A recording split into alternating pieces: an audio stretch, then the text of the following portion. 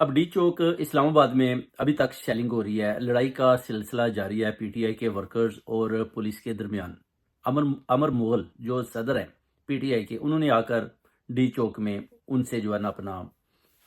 لیا اپنا کہ مجھے آپ کنٹرول دے دیں سارا، انہوں نے کنٹرول لیا۔ اس کے بعد آپ دیکھ سکتے ہیں کبھی ان سے کنٹرول چھن جاتا ہے، کبھی وہ دوبارہ لے لیتی ہے، اور ادھر جو ہے نا دھوئیں کے بادل ہیں، لوگوں نے مغرب کی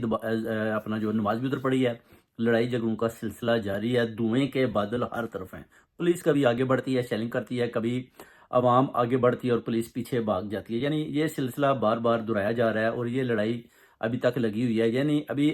علی مین گنڈا پور صاحب کا جو قافلہ ہے وہ تھوڑا دور ہے، ابھی وہ ادھر پہنچا نہیں، مگر اس سے پہلے ہی اتنی بڑی تعداد میں ڈی چوک میں لوگ اکٹھے ہو چکے ہیں کہ اب حکومت کو بھی سمجھ نہیں آ رہی کہ ہم کریں تو کیا کریں، کیونکہ